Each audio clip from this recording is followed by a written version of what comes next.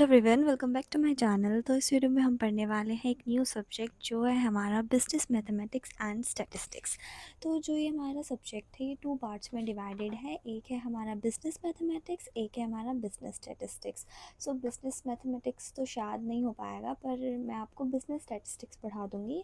उसमें ज़रा थ्योरी वाला पोर्शन है और वो थोड़ा कंपैरेटिवली ईजी है। तो इसका फर्स्ट चैप्टर से शुरू करते हैं, that is introduction of statistics. So let's start.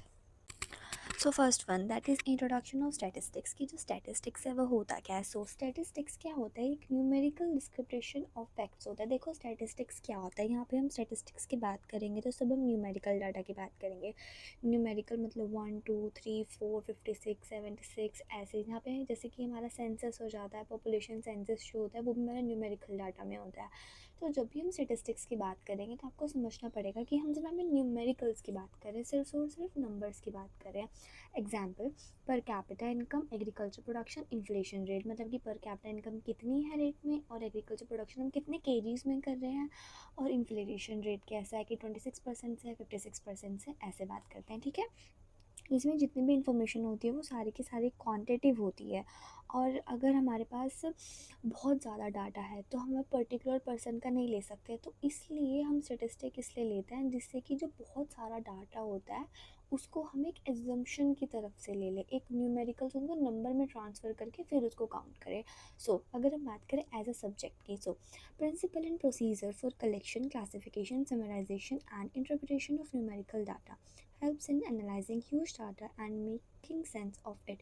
So statistics क्या होती है? देखो स्टैटिस्टिक्स हो जब हम नंबर की बात कर रहे होते हैं, ठीक है, नंबर्स। अब ये तो आपको पता लग गया कि यहाँ पे नंबर्स की बात हो रही है। तो हम नंबर्स को क्यों कलेक्ट करते हैं?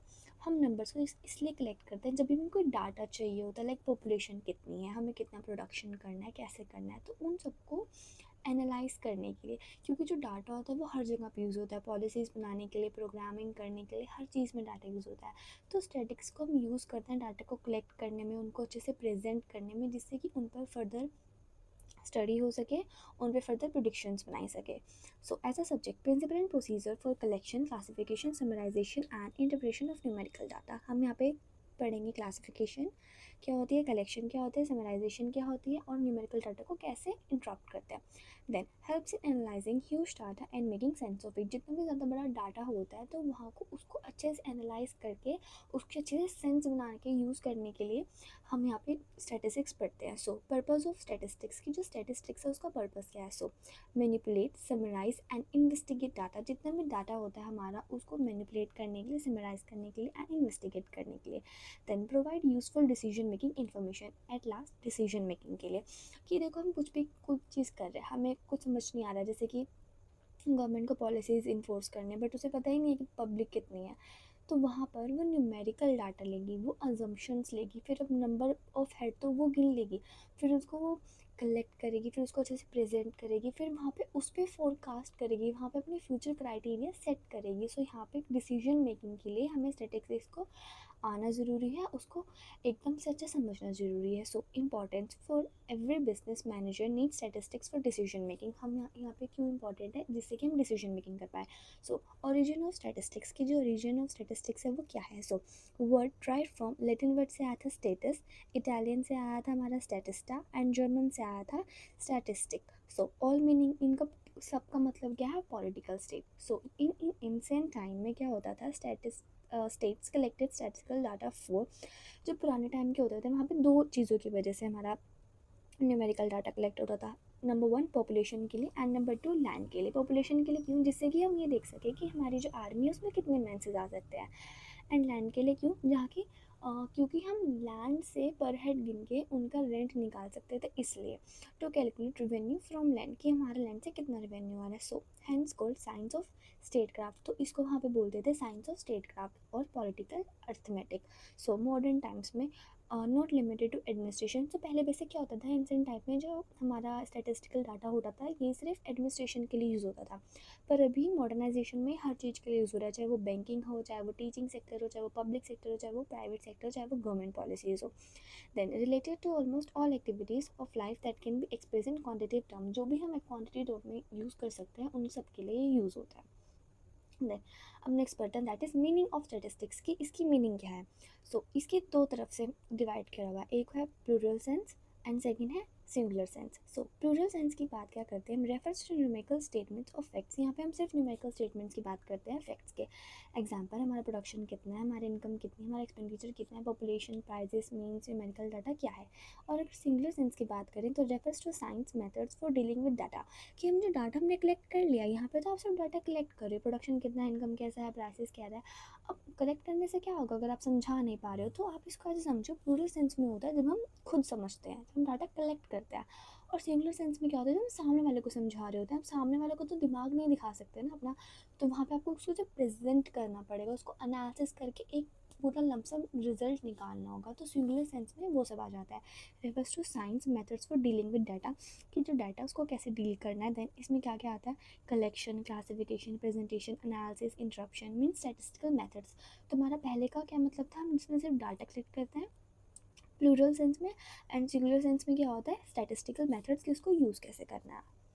देन अब पढ़ते हैं डेफिनेशंस ऑफ स्टैटिस्टिक्स, की जो डेफिनेशंस है वो स्टैटिस्टिक्स की वो क्या है। So statistics has been defined differently by various scholars. Definition can be group into two sense, कि जो स्टैटिस्टिक्स है वो काफ़ी सारे स्कॉलर्स थे, हमारे जो हमारे साइंटिस्ट थे बहुत सारे थे, उन्होंने अपने अपने हिसाब से अपनी अपनी डेफिनेशंस दी हैं। तो इनको हमने दो पार्ट्स में डिवाइड कर दिया। First is statistical in plural sense, जिसको हम न्यूमेरिकल डाटा भी बोलते हैं, and the second one is definition in singular sense. Singular sense वाले को बोलते हैं statistics as a subject. So अभी बात करते हैं पहले प्लूरल सेंस की। As a numerical data, so refers to numerical statistics of facts. यहाँ पे हम सिर्फ न्यूमेरिकल डाटा की बात करते हैं, स्टेटमेंट्स की बात करते हैं। So example, average income of people. Average income of people कैसे होती है, देखो ये मैं बताती हूँ क्या होता है।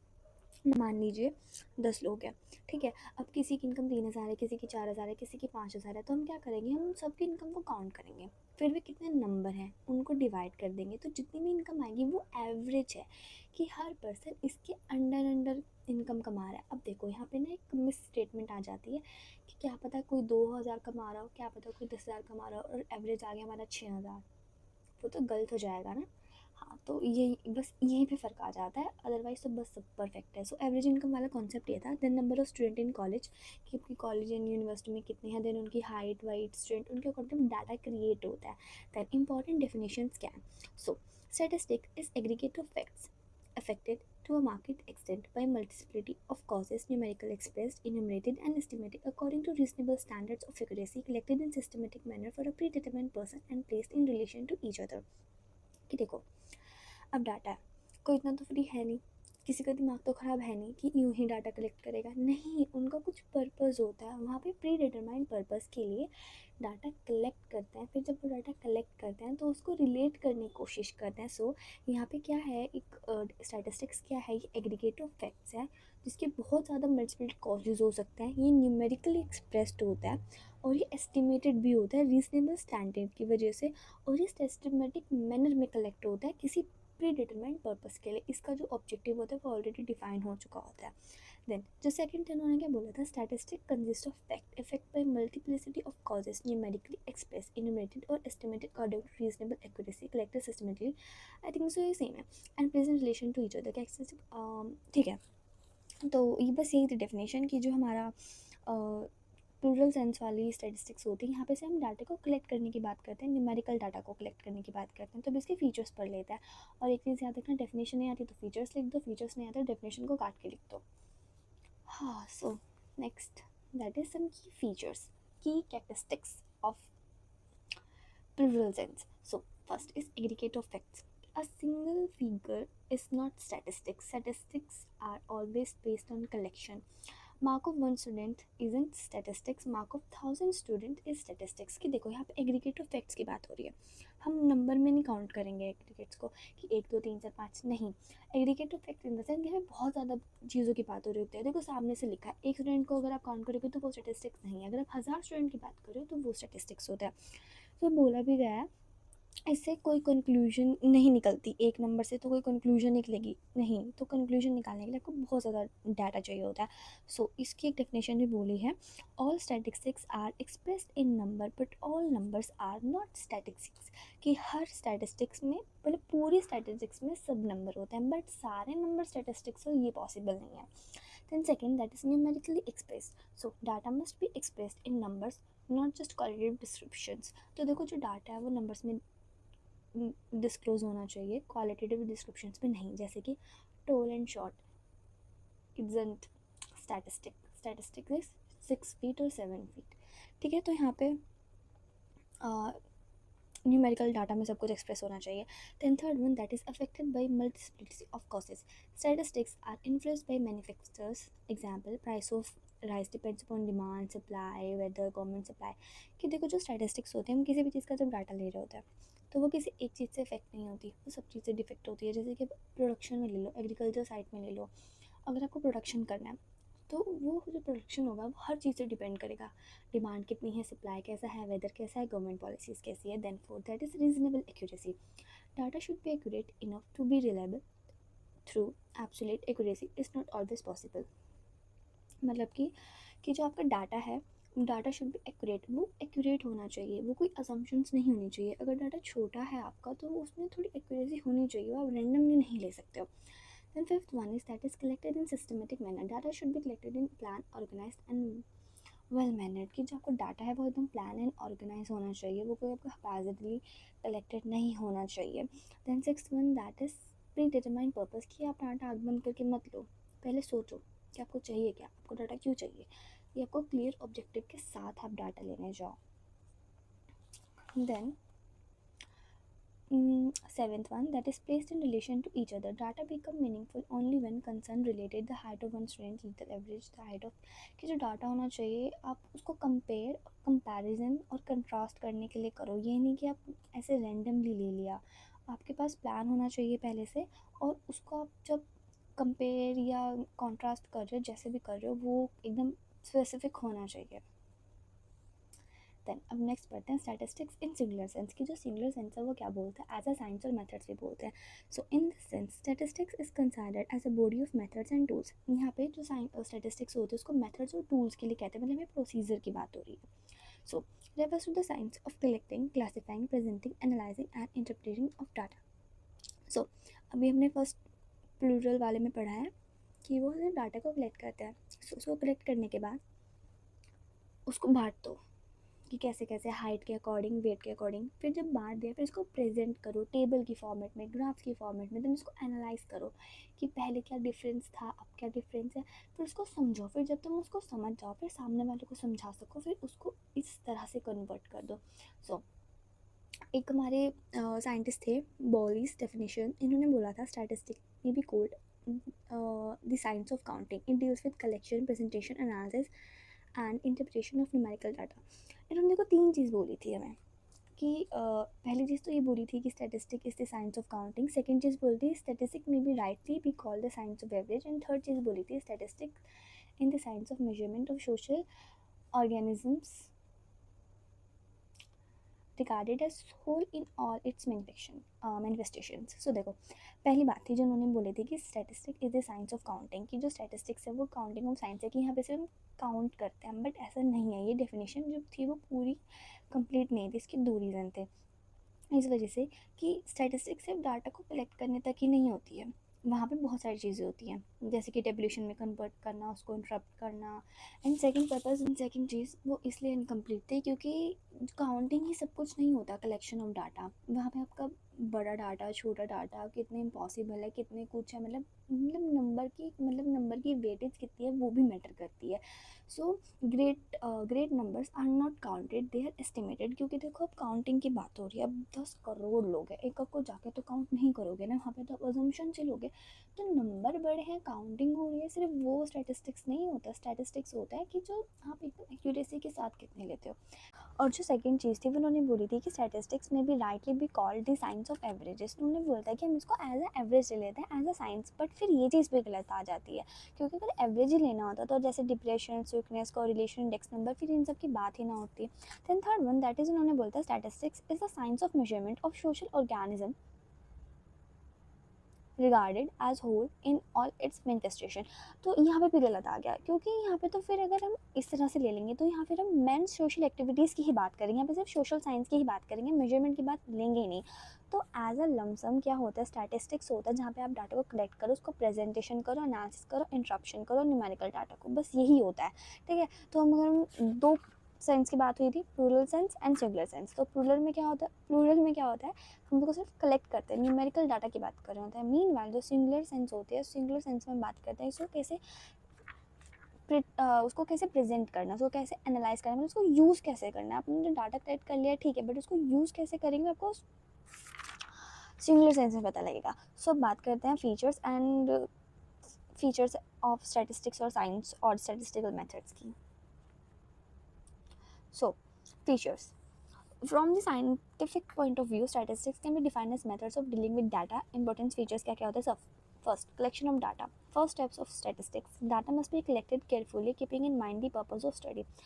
So first step is of statistics is data collected carefully, keeping in mind the purpose of study. कि जो डाटा है वो कलेक्ट होता है कि किस तरह आगे जाके वो यूज़ होने वाला है। एग्जाम्पल टू स्टडी अनएम्प्लॉयमेंट, कि आपको अनएम्प्लॉयमेंट के बारे में पढ़ना है, उसका स्कोप, एरिया, एज ग्रुप, मतलब अब पहला स्टेप होता है कलेक्शन ऑफ डाटा, कि डाटा को किस तरह से कलेक्ट करना है, और कलेक्ट करने से पहले आपको पता होना चाहिए कि वो पर्पज़ क्या है। Then second is organisation of data.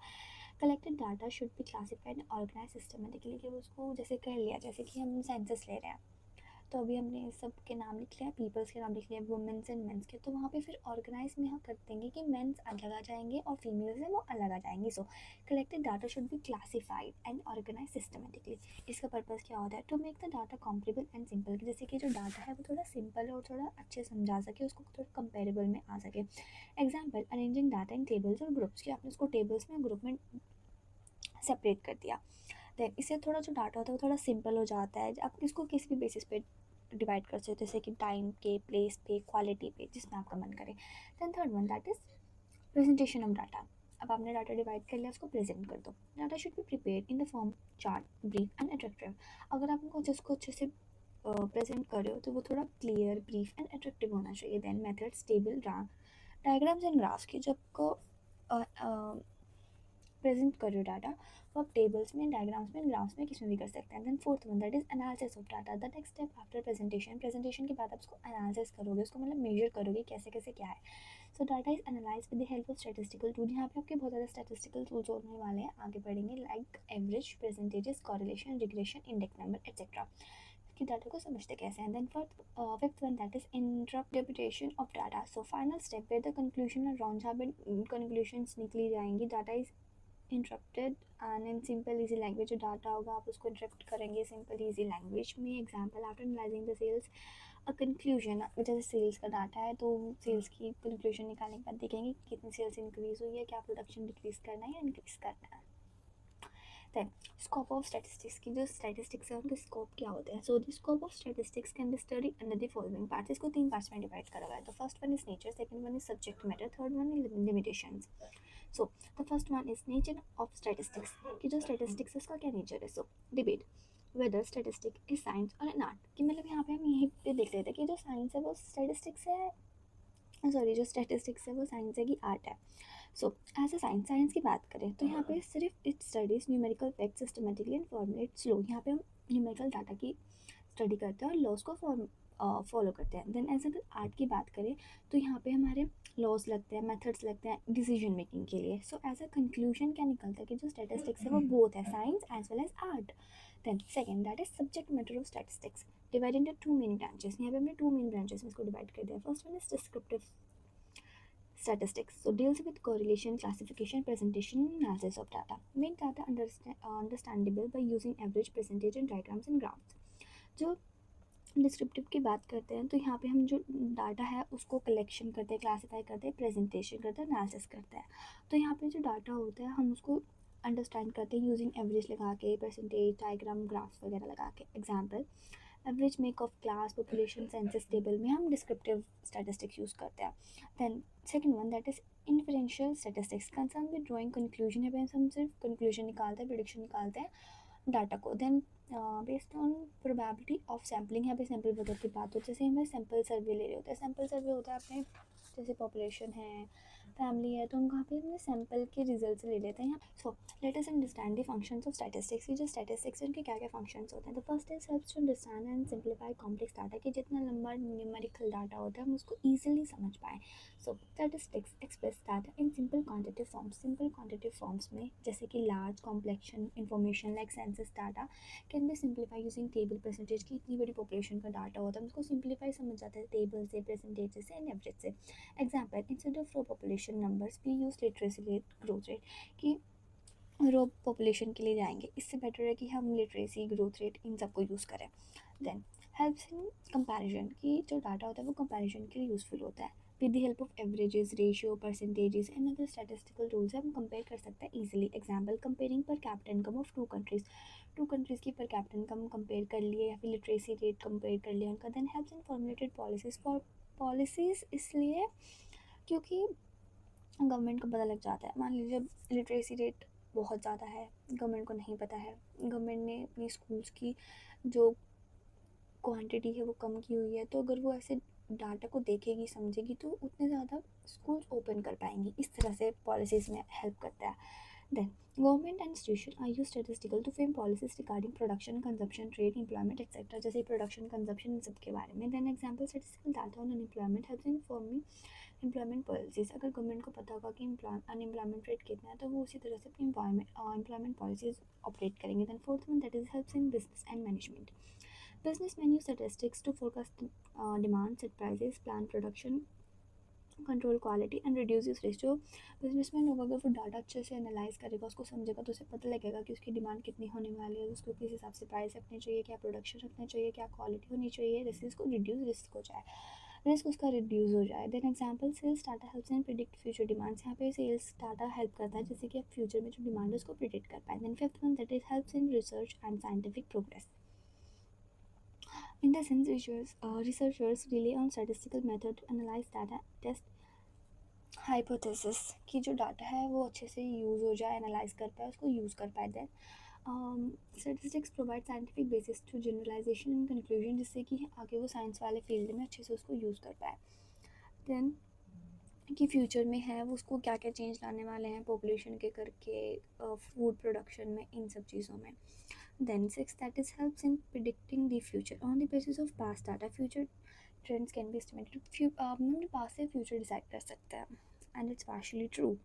So past data से हम देख सकते हैं कि जो फ्यूचर है वो कैसे चेंजेस आने वाले हैं। Example, prediction, population growth, agriculture output, sales trend, etc. Then seven, that is helps in decision making. Managers and administrators, economics and policies maker make decisions, statistical information. Example, framing the annual budgets, setting rate taxes, इन सब के बारे में हम predict कर सकते हैं कि आगे होने वाले फ्यूचर में क्या हो सकता है।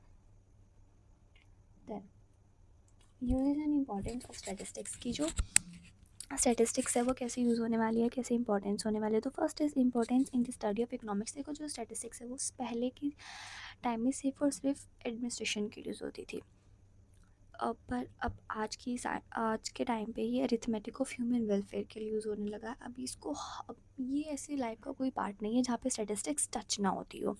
सो तो फर्स्ट वाला था ये, that is importance for administrators और इम्पॉर्टेंस फॉर एडमिनिस्ट्रेशन, जिसमें ये था कि जो स्टैटिस्टिक्स था वो हर गवर्नमेंट की पॉलिसीज़ में आ चुकी है। जैसे कि फाइनेंस मिनिस्टर के लिए उसको रिवेन्यू और एक्सपेंडिचर देखने के लिए फाइनेंस मिनिस्टर उससे डिसीजन ले सकता था। जो गवर्नमेंट होती है वो उससे पॉलिसीज़ बना सकती थी, फैमिली प्लानिंग, नेशनलाइज्म, इस्टेब्लिशमेंट, और जो गवर्नमेंट थी वो असेसमेंट और मेजर कर सकती थी सारे चेंजेस। दैन उनसे डिसीजन मेकिंग कर सकती थी, रिपोर्ट्स तैयार कर सकती थी। सो ये पता थोड़ा सा मिस हो गया। नेक्स्ट तो ये वाला पढ़ लेते हैं उसकी जगह। Importance in the study of economics, की इकोनॉमिक्स में इसकी क्या इंपॉर्टेंस है। So statistic is widely use in almost branches of economics, हर इकोनॉमिक्स की ब्रांच में यूज़ होता है। So helps in understanding the problem such as production, consumption, distribution, exchange, ये सब क्या है। Then provide numerical facts that support economic depth theories. Example, by using statistical data, economics can study national income. Statistical data इसे use करके हम उसकी national income पढ़ सकते हैं, उसकी per capita income पढ़ सकते हैं, inflation rate कितना है, employment rate कितना है। Then agriculture industrial production क्या है। So without statistic, economics would be mainly abstract theories, no practical proof. So अगर यहाँ पे हमारे पास तो कोई डाटा नहीं होगा तो हम बस थ्योरीज पढ़ते रह जाएंगे और कोई प्रैक्टिकल प्रूफ नहीं होगा, बिना डाटा के हम क्या ही करेंगे, कुछ भी नहीं करेंगे। Then second, importance for administration और इंपॉर्टेंस फॉर एडमिनिस्ट्रेशन, ये फर्स्ट पॉइंट था, ये थोड़ा सा मिस हो गया। Then second, that is importance in business और इंडस्ट्रीज़ और एग्रीकल्चर फील्ड, कि यहाँ पे हम एग्रीकल्चर की फील्ड की बात करते हैं कि हमारी कितनी डिमांड और कितनी सप्लाई होने वाली है किसी कमोडिटी को लेके, और हमारे क्या क्या चेंजेस आने वाले हैं, ट्रेड साइकिल, हम उसके लिए पहले से ही थोड़ा प्रिपेयर होकर चलते हैं। सो statistic is wisely used in business and industry, helps in estimating demands and supply of goods कैसी है, fixing price क्या है, forecasting sales को forecast कर लेते हैं, production plans बना लेते हैं। Industrialist, businessmen and agriculturals data को यूज़ करते हैं फ्यूचर प्लानिंग के लिए। Example, an agriculturist estimate crop yield, कि उसकी कितनी क्रॉप आने वाली है, सीड्स फर्टिलाइजर कैसे कैसे होने वाले हैं, स्टैटिस्टिक्स की वजह से, कि जैसे मानसून होता है, मानसून की किस तरह से वेदर होने वाला है, तो उस अकॉर्डिंग वो अपनी फील्डिंग करता है।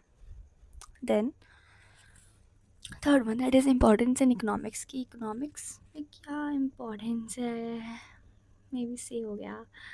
Economics is almost completely dependent on statistics, की जो इकोनॉमिक्स है वो पूरी तरह स्टैटिस्टिक्स पे रिले करती है। देन कीन्स बोलते हैं statistics is the straw out of which I make bricks, की स्टैटिस्टिक्स वो स्ट्रो जिससे मैं ब्रिक्स बना सकता हूँ। एप्लीकेशंस क्या है, कंजप्शन के लिए, फैमिली बजट, डिमांड सप्लाई के लिए। प्रोडक्शन की बात करें तो efficiency of labour, capital, profits की। देन डिस्ट्रीब्यूशन की बात करें तो wages, rent and interest and profits की। एक्सचेंज की बात करें तो प्राइस स्टडीज, इंपोर्ट एक्सपोर्ट, इन सब के बारे में बात करते हैं।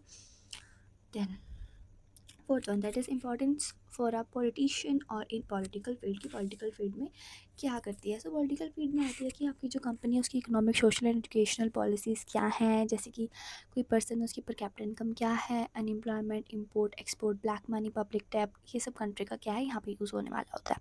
सो statistic is important for forming, analysing and evolutions policies, politics को एवेल्यूएट करने के लिए। देन यूज इन एरियाज़, कौन कौन से एरियाज़ में लगते हैं, टैक्सेशन के लिए, एम्प्लॉयमेंट के लिए, पॉवर्टी रिमूवल के लिए, लिटरेसी के लिए, फूड सप्लाई के लिए, etc. Politicians use statistical data to understand public opinion, to design welfare scheme, welfare schemes के लिए example, election results are predicted through a statistical survey and survey sampling, कि election के result भी इसी पे थोड़ा रिले होते हैं। Then fifth one, that is importance and social reform और social field. So statistics helps in understanding the solving social problems, की जो सोशल प्रॉब्लम्स है उसको कैसे सॉल्व करने वाले हैं। जैसे कि बहुत ज़्यादा प्रॉब्लम्स हो, जैसे कि डॉवरी होगी, अल्कोहलिज्म हो गया, गैमलिंग हो गया, डिवोर्स हो गया। सिविल प्रॉब्लम जैसे कि shortage of power, water supply, जैसे कि हम इसलिए लेते हैं क्योंकि कहीं कहीं पे कोई एरिया होता है वहाँ पे प्रॉपर फूड नहीं है, उन्हें क्लोथ, शेल्टर, उनकी बेसिक नीड्स पूरी नहीं है, तो डाटा से पता लग जाता है कि किस एरिया पे ज़्यादा फोकस करना है। So statistics helps in understand the solving social problems used in poverty, unemployment, health, education, crime वगैरह इन सब के लिए। then use statistical facts to prove seriousness of issues and suggest reform, यहाँ पे सीरियसनेस पता लगती है, यहाँ पे रिफॉर्म्स को सजेस्ट किया जाता है। एग्जाम्पल, पॉपुलेशन स्टैटिस्टिक्स है the problems of over population, population statistics से पता लगता है कि ओवर पॉपुलेशन कितनी है, लिटरेसी एंड एम्प्लॉयमेंट कितना है। Then sixth one, that is importance in the field of science and research. So statistics have a vital role in scientific investigation and discoveries. So scientific use statistical data to analyze data, test hypothesis and draw conclusion. जो scientist होते हैं वो data को use करते हैं, उसको hypothesis करते हैं और कंक्लूजन निकालते हैं। So used in physical sciences, biological sciences, medical research, इन सब में यूज़ किया जाता है। Example, statistical techniques are essential to analytics result, laboratory research, इन सब के लिए यूज़ होता है। जैसे बॉडी टेम्परेचर कितना है, पल्स रेट, ब्लड प्रेशर, इन सब के लिए।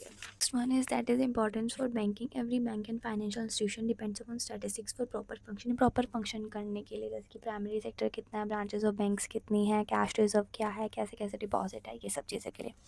So every bank have the financial institution depends on statistics for proper functioning. Example, bank study statistical data for regarding deposit कितना है, विड्रॉल्स कितने हैं, मेंटेन कैश रिजर्व कितना रखना है, क्रेडिट एजेंसीज़ को रिपेमेंट कैपेसिटी कितनी है, इंश्योरेंस कितना, कैसे कैसे रखना है, प्रीमियम कितना रखना है, इन सब के लिए यूज़ करता है banking sector previous data. Then it, that is importance in field of insurance. और insurance business is based completely on statistical data, जो पूरा इंश्योरेंस बिजनेस होता है वो सब स्टैटिस्टिकल डाटा पे बेस्ड होता है।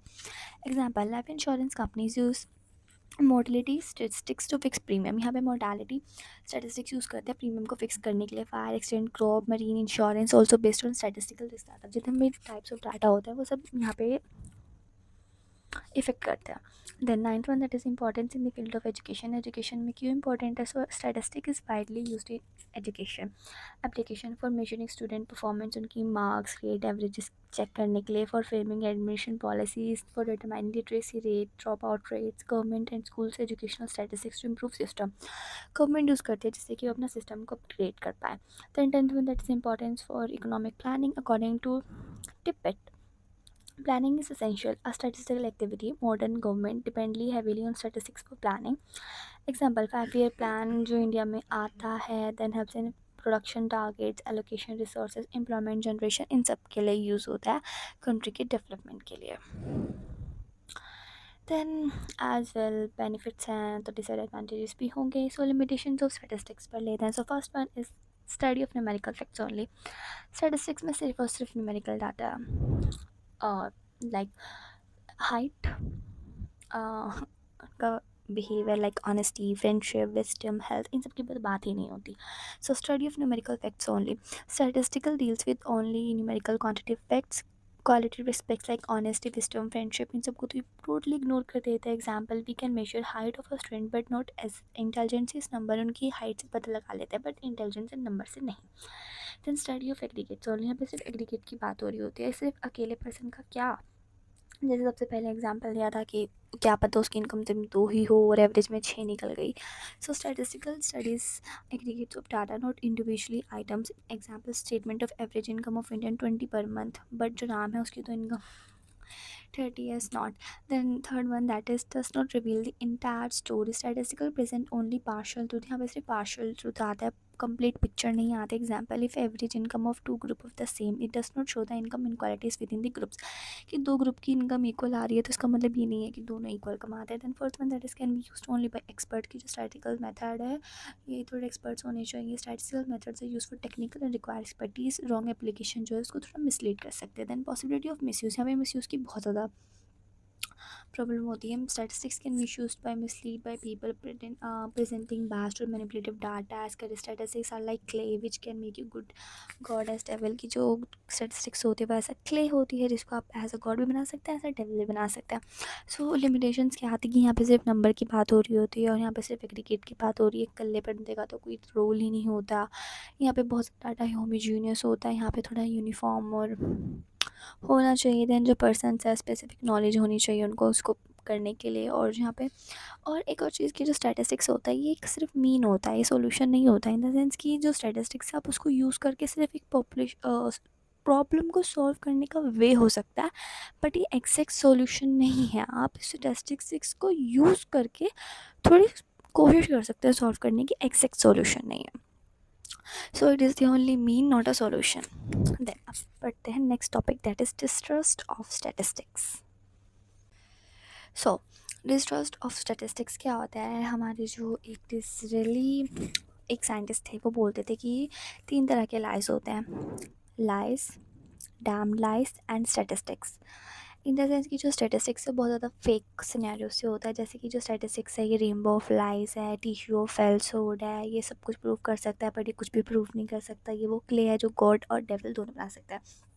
सो स्टैटिस्टिक्स आपको कंक्लूजन में डाल सकते हैं. और कभी कभी ऐसा और इसके फेवर में एक बात बोली गई है कि पीपल भी तो गलत हो सकते हैं जो रॉन्ग कंक्लूजन निकाल सकते हैं. क्या पता वो डाटा गलत ना हो एज वेल. जैसे कि डॉक्टर्स एंड मेडिसिन है कि एक अगर डॉक्टर अच्छे से मेडिसिन दे रहा है तो वो एक हेवन का रूट होता है. बट अगर कोई डॉक्टर ने कोई गलत मेडिसिन दे दी है तो वो हेल का रूट होता है, वो पॉइजन क्रिएट कर सकता है. सो डाटा भी उसी तरीके से अगर आपका इंस्ट्रक्टर अच्छा है और अच्छे हाथों में वो डाटा गया तो वो यूज़फुल है, अदरवाइज़ वो फेक है. सो कभी हमेशा स्टैटिस्टिक्स गलती नहीं होती है. ये कह सकते हैं figures would not lie but liars figure.